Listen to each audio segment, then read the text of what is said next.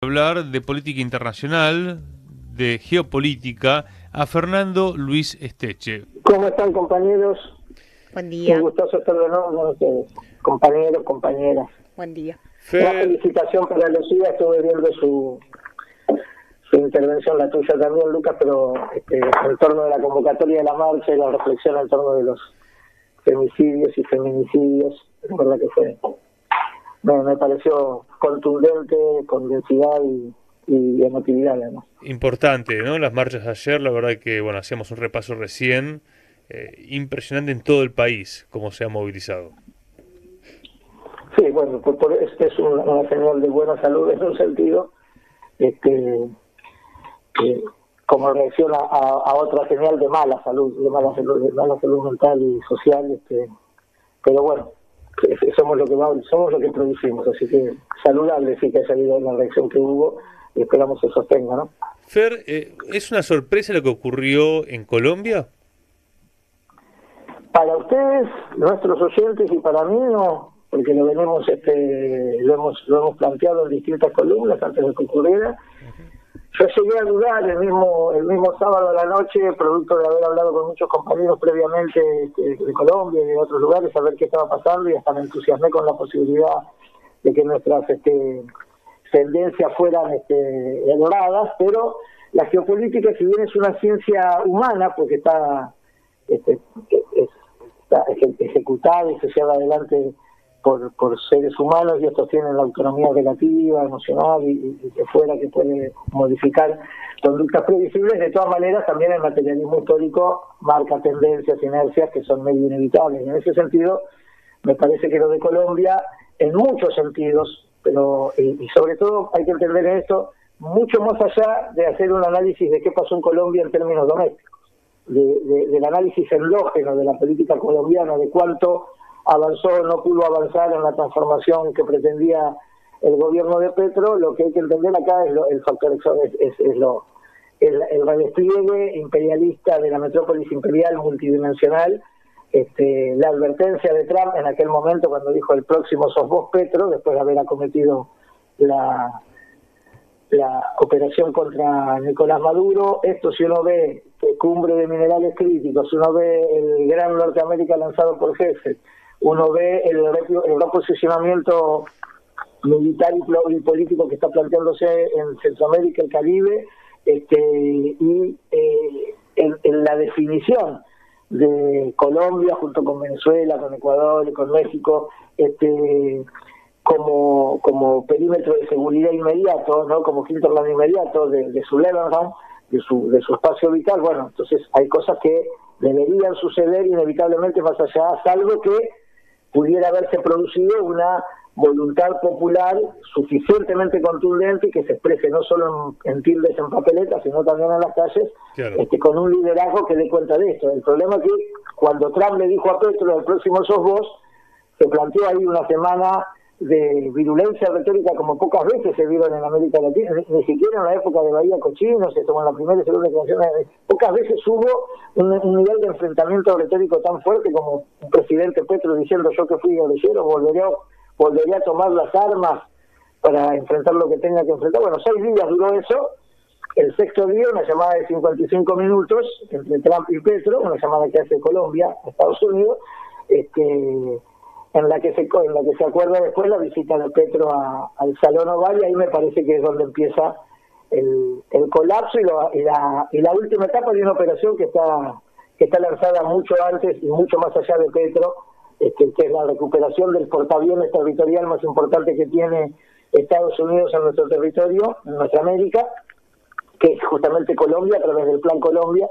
No olvidemos que en el 2000, cuando se lanza el Plan Colombia, el senador Paul Coverdale, el que es el relator de la presentación de la propuesta del Plan Colombia, él señala explícitamente, dice, necesitamos controlar Colombia para tener el control de la cuenca petrolera venezolana y el control de venezolano. Estamos hablando de una Venezuela recientemente chavista, el control de la insurgencia aborigen, dice él, de los ecuatorianos. Digo, claramente, cuando se presentó el Plan Colombia, lejos de ser un programa de lucha contra el narcotráfico, era un posicionamiento geopolítico que primero empezaron con 7 bases, después con 9, claro. Hasta llegar hasta hace muy poco a la isla Górgona, ahí en el Pacífico, para controlar el descubrimiento de la cuenca petrolera de 3.000 millones de barriles que se supone que tiene una cosa. Así que me parece que era, en ese sentido, previsible, insisto, no tanto por las dinámicas propias de la política colombiana, sino por la dinámica que se está planteando en nuestra América. Uno podría decir que la presidencia de Petro fue muy corta como para poder desestructurar un plan que venía de hace tiempo, incluso las bases que vos nombrás de Estados Unidos en territorio colombiano perduran, e incluso las Fuerzas Armadas de Colombia tienen una formación, ¿no? Y ya una tradición de décadas, que cómo la desestructuras en 4 años desde la presidencia. ¿Podía Petro plantear realmente una oposición al gobierno de Trump? ¿Podía construir otra correlación de fuerzas? Esto te lo planteo obviamente desde el análisis geopolítico y con el diario El Lunes. No, el problema es que no se lo planteó. El podría o no podría tiene que ver con la voluntad política. Esa voluntad política no estuvo expresada. Bueno, ayer salió el jefe de las Fuerzas Armadas colombianas a criticar a Petro, y una cosa ya es muy de García Márquez, ¿no? El digno colombiano. Lo que sucede en Colombia es para novelas de realismo mágico. Sale el jefe de las Fuerzas Armadas a criticar a Petro y a bancar a Espriella. Un ejército que es operativo, pero yo te insisto, para que Petro se siente en el Salón Oval, el precio que tuvo que pagar es el bombardeo en Catatumbo a los guerrilleros. Él dice que viene la guerrilla a los guerrilleros del ELN, ¿no? Y clasificar y asumir la agenda y ser vector de la operacionalización de la agenda de hipótesis de conflicto que plantea el trumpismo, que es la idea del narcoterrorismo. Eso, fíjate, por estos días, Lula y Sheinbaum, los dos en distintos sentidos, están planteando que no van a aceptar ese tipo de injerencismo que Estados Unidos no aceptan. ¿Viste? Estados Unidos quiso nombrar al Comando Primero de Capital y al Comando Vermelo como organizaciones terroristas. Lula de ninguna manera acepta eso, lo mismo que Sheinbaum con el tema de los carteles de Sinaloa o Jalisco Nueva Generación o los que fueran, porque eso significa habilitar la intervención militar directa y eventual, y extraordinaria u ordinaria, de las tropas norteamericanas. Así claro, que eso Petro, lejos de confrontarlo, y venía trabajando en un tándem aparente con Brasil, cuando reclamaron las actas a Maduro y demás, lejos de confrontarnos, yo creo que pasó de la retórica antiimperialista, de confrontación antiimperialista retórica, a la capitulación, que para sentarse en el salón oval tuvo que vectorizar eso, y eso significó además convalidar, legitimar un ecosistema que, como bien decís vos, lleva desde el 2000 para acá alimentándose un ecosistema de paramilitarismo, militarismo. Bueno, ya Álvaro Uribe decía que Colombia tenía que ser la Israel de América Latina, ¿no? Que es toda una definición geopolítica. Sí. Yo creo que Colombia de todas maneras está en una derecha, esto de Espriella es una derecha posibilista, ¿no? Ahí están, han encontrado Atlas Network mediante, Cato Institute mediante, han encontrado un nuevo eje de articulación geopolítica, que es lo importante ante la eventualidad de una derrota electoral el 21 de junio. Los tipos estarían articulando ahí una columna vertebral con Katz, con Milei, Noboa, Bukele, de Espriella. Hay que ver qué pasa en Perú, una columna vertebral de una derecha que es una fuerza proxy del capital financiero continentalista trumpista. Con esto se ha articulado eso, y es un tipo de derecha distinta que gestiona incluso en términos de la concepción nacional o soberanista, aún hablando de Uribe, de Santos, de cualquier hombre, de Macri, si querés, en Argentina. Estos son tipos que no tienen, o sea, que la bandera que esgrimen, vos fijate que la marcha que hicieron contra Petro en el cierre de campaña, las dos grandes banderones de estos que vos agarrás para vestir 1 o 2 cuadras que se llevan a pulso, fueron banderas de FAES en la marcha de Espriella. No están las fotos, que son contundentes sobre eso. Y eso no es una metáfora, es una declaración de principios. No por el sionismo en sí mismo, que también lo hay, sino por el rol que autoasumen respecto de su rol en la región. Esto también tiene un impacto geopolítico, si fuera a suceder, a consolidarse estas relaciones respecto de la situación de México, la situación de Brasil, que son de alguna manera Nicaragua y Cuba, por ahí son capítulos aparte, ¿no? Por dimensiones y por demás, pero yo creo que el pivote de Colombia permitía, oxigenaba, y además hasta daba la esperanza de la posibilidad de una rearticulación chavista en Venezuela. Todo eso queda obturado, pero te insisto, en un sistema político que debemos ver. Digo, cuando Petro denuncia y dice, él denuncia a los hermanos Bautista, en realidad esa es la Thomas Gregg hijos de la empresa, es la misma empresa privada, que es de origen británico, pero con mucha influencia en el Estado profundo norteamericano. Digo, eso es una empresa fronting del MI6, son las que hacen las cédulas, son las que hacen los pasaportes, son las que hacen los padrones, son las que arman las urnas de cartón para el vote, y son las que manejan el software de conteo y de escrutinio. Digo, es imposible. Y eso está absolutamente desregulado, y se supone que lo controla una autoridad nacional electoral, el CNE, donde hay, creo que son 8 o 9 magistrados que se eligen por Congreso, donde tienen obviamente la permeabilidad lógica de un Estado colonizado por el narco, más allá de la voluntad de Petro. Esto no se resuelve en 4 años. Y otro elemento que vos planteabas en cuanto si tenía o no tenía, tu pregunta si Petro hubiera podido o no, hubo algunos errores políticos que no deben, hubo grandes aciertos, hubo grandes avances en política social, la pensionalización universal, algún avance en, el presupuesto en salud, muchas trabas legislativas, la reforma de salud, la reforma de educación, la reforma de justicia no se pueden hacer con trabas legislativos. El plan de desarrollo integral que habían planteado se cumple, terminando su gobierno, está cumplido por la mitad. No obstante lo cual, los sectores lograron reducir la pobreza multidimensional a un dígito por primera vez en la historia de Colombia. Hay cosas muy buenas, pero no alcanzan, pero en lo que es la articulación de un frente político capaz de defender, imponer o plantear una política de reafirmación soberanista, hubo torpezas que tienen que ver con la soberbia, con el egocentrismo, la egolatría, que produjeron que el frente inicial de acceso al gobierno y de gobernanza que se construyó tanto en el Ejecutivo como en el Legislativo se fuera desgajando y rompiendo de a poco. Eso me parece que ahí sí es donde hay una responsabilidad individual, una responsabilidad de lo que es la política doméstica colombiana, ¿no? Fer, bueno, el 21 de junio entonces tenemos la segunda vuelta, es muy próximo en el tiempo. ¿Qué se puede esperar para estos próximos días? No, si nos escuchamos acerca de lo que hace para los próximos días, es una campaña Petro tarde y Cepeda también entendieron que es una campaña como la de Bradeno Perón, están intentando eso.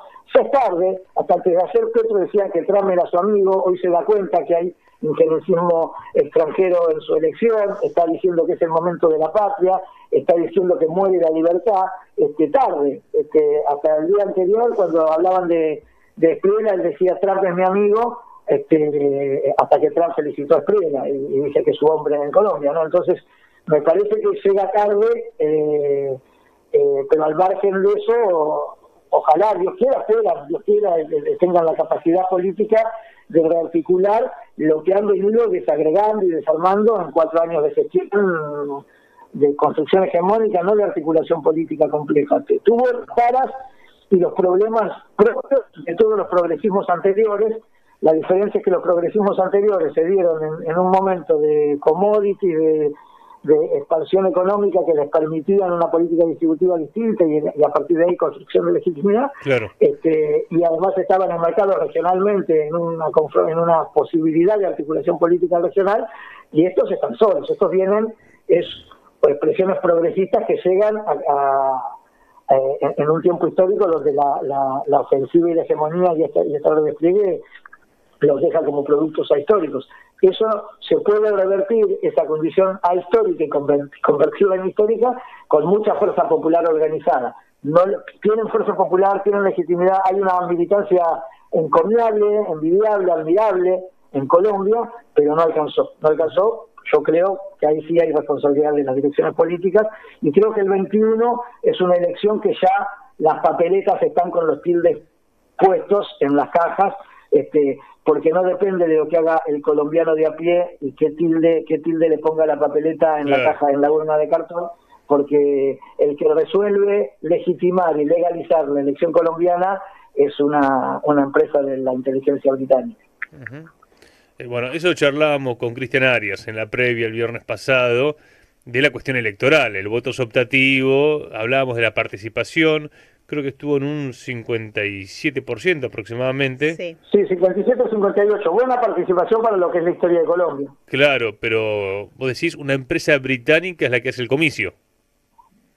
Sí, Thomas Gregenson, pero no el comicio, hace todo, los documentos los colombianos, por eso es cuando Petro dice, lo que dice Petro es, uno puede decir, no tengo pruebas, pero no tengo dudas. Claro. Porque lo que dice Petro probablemente sea absolutamente cierto, pero es improbable en un país donde la verdad se enfrenta con una justicia que no tiene ningún interés en escucharla. Claro.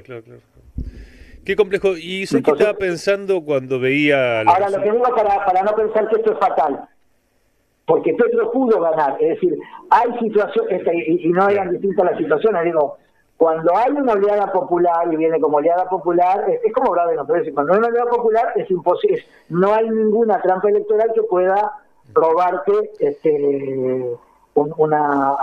la voluntad popular. Bueno, vale la pena, ¿no? Justamente hoy que es 4 de junio y conmemoramos la... mira, no me di cuenta de la... Claro, hoy es el golpe de Estado del 43, que es una gran avanzada nacionalista en un contexto en el que había los patrón Costas que decían, yo quiero ser presidente. Y usted, ¿no? Qué historia de la Argentina como para dar cuenta de esos militares nacionalistas que pudieron unirse con grandes dirigentes sindicales y también con empresarios que buscaban desarrollar las fuerzas productivas del país. Claro que después del 55 quedaron los laburantes y algunos militares que resistieron, ¿no? Pero que no se logró generar otra historia.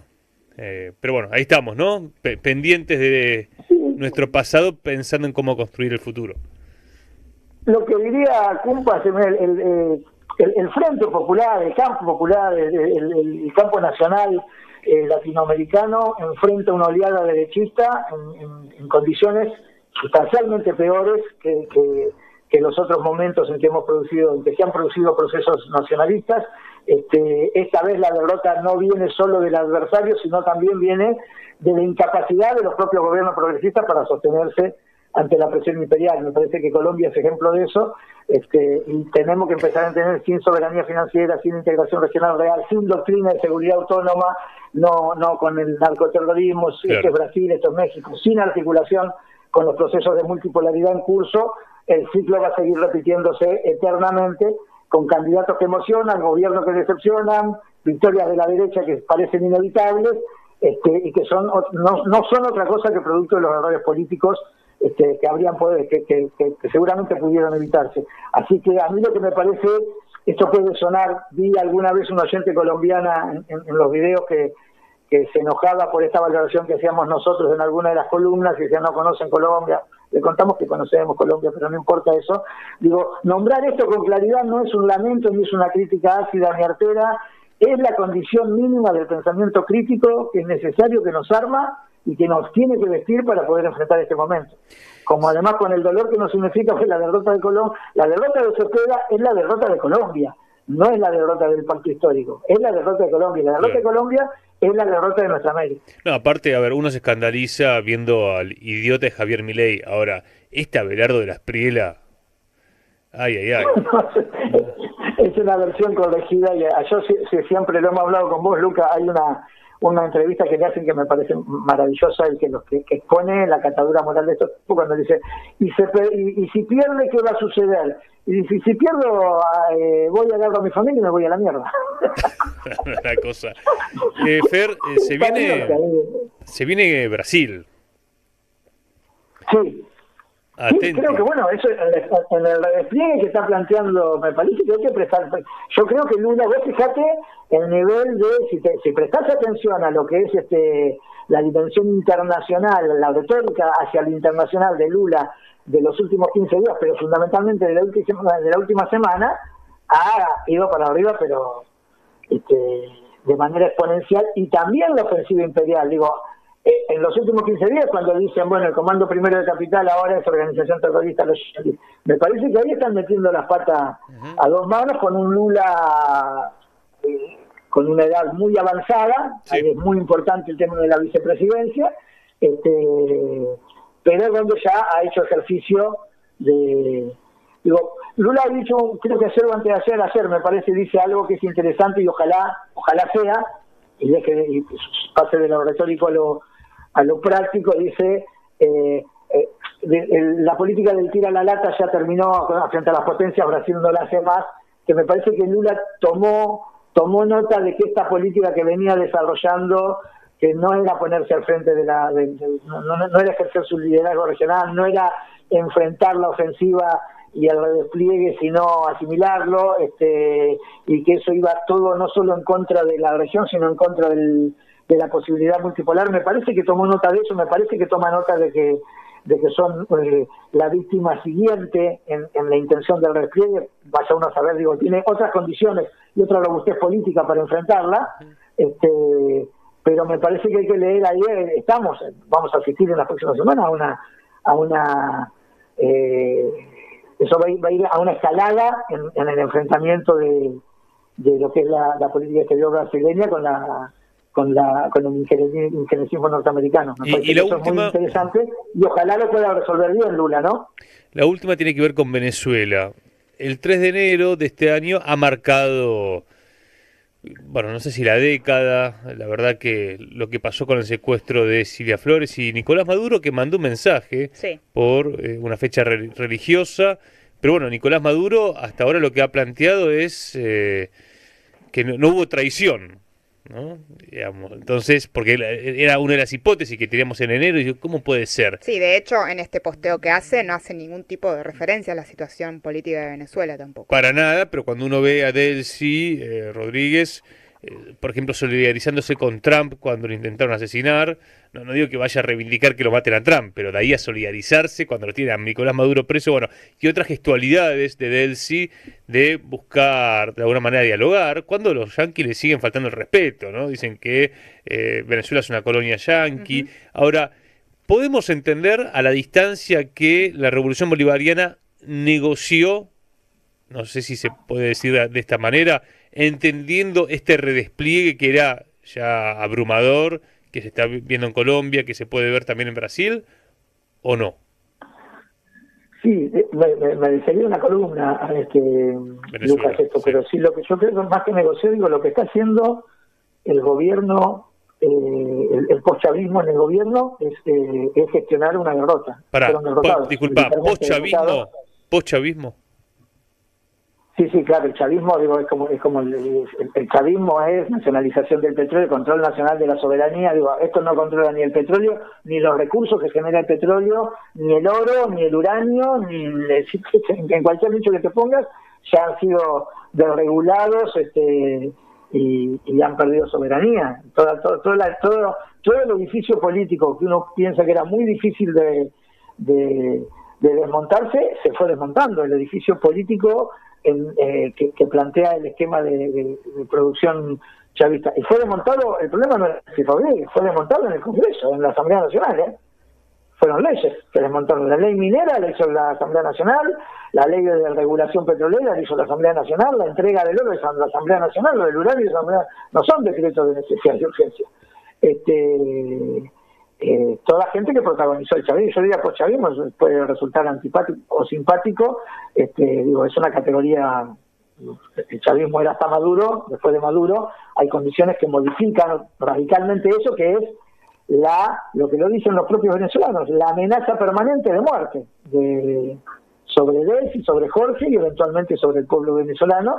Ellos han elegido gestionar esta situación de derrota de esta manera, imagino yo, en el afán de poder sostener alguna subjetividad chavista. Después cada uno evaluará si esto le parece que está bien o que está mal, pero la realidad, en términos concretos, es esa. Es un golpe terrible la derrota en Colombia para la posibilidad, para esta posibilidad, ¿no? Claro. Para alimentar y abrigar y mantener esta posibilidad que estamos planteando. Es muy difícil lo de Colombia, porque además lo de la derrota en Colombia probablemente con un personaje como Espriella inaugure una etapa política muy similar. Vamos a volver a la mitad del siglo pasado, donde nacen las insurgencias. Y las insurgencias no nacen por voluntad reflexiva de un grupo de vanguardia, sino que nacen desde los campesinos que necesitan defenderse de la prepotencia, la violencia y la muerte que le ofrecen los terratenientes, los oligopolios y las transnacionales. Son las fuerzas de autodefensa. Así que ojo que lo que viene en violencia en Colombia, ante la paz total que proponía Petro, es muy probablemente... Bueno, gran columna, ¿eh? Ahí no sé qué pasó con la comunicación, pero me parece que hemos cerrado una idea, sobre todo. ¿Estás ahí, Fer? Yo estoy. Bueno. Ahí te escuchamos. Pero bueno, si te parece, le dedicamos en las próximas semanas una columna completa a Venezuela para poder describir todo esto y discutirlo. Vamos, cómo no. Abrazo grande, compañeros. Gracias, Fernando Esteche.